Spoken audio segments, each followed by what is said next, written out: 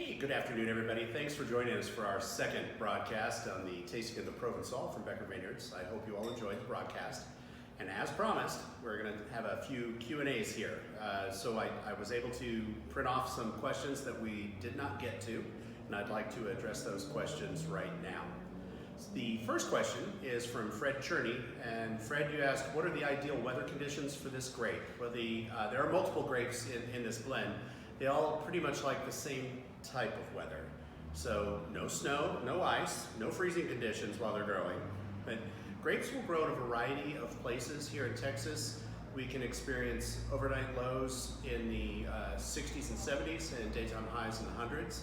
They are fine. It just depends on how long in between rains, if we have to irrigate, a variety of things like insect infestation or weather pressure, i.e. cool, rainy weather usually brings mold and mildew that we have to mitigate.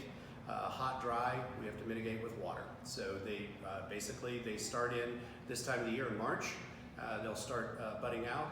We'll start getting blooms in another month or so.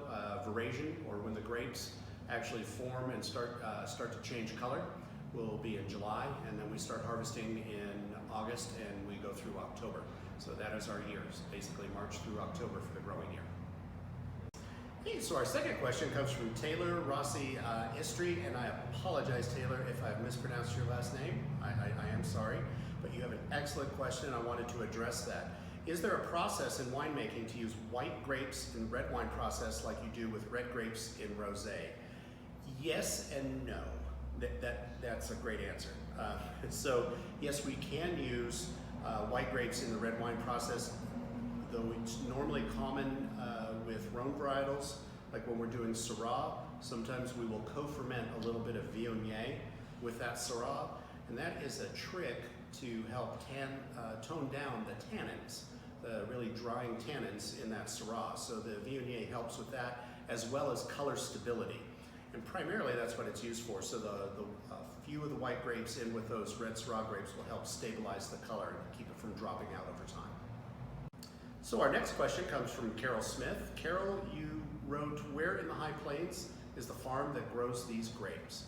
Well, I'm not going to give you the exact coordinates, but it's up around the town of Meadow, which is between Lubbock and Brownfield, up in the High Plains area in Terry County. So it's a wonderful area. That there are a lot of our growers that are in that same area, and for some reason Texas has been very blessed with perfect soil and wonderful conditions to grow grapes. So our next question comes from Matt McDaniel. Matt, you asked, how did Becker become acquainted with Farmhouse? It's a good story, actually. Becker became acquainted with Farmhouse through Bingham Vineyards. So Cliff Bingham is the uncle of one of the growers there at Farmhouse, Nick Seaton. And Nick was growing grapes, and we were contracted with Nick and his grapes through his uncle. And then when that contract expired, we approached Nick to continue to grow with us, as well as Bingham. We still purchase grapes from them too.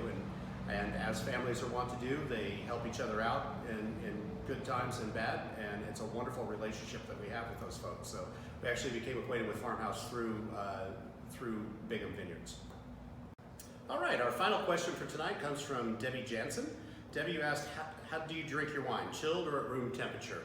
This particular wine I actually chilled down slightly. Now, room temperature is a misnomer. It actually should be cave temperature. It was translated into room temperature. Room temperature in Texas in the middle of summer is a lot warmer than most wines enjoy being consumed at. So we try to tell people, go ahead and chill the wine down and serve it about 30 minutes, or pour it about 30 minutes before serving. By the time you get to it, it's about perfect temperature. So I did have a slight chill on it, though I can drink this wine at room temperature at this time of the year, in the spring and early summer. It's not a problem. In the summertime, I actually enjoy my rosé a little colder because of the heat outside.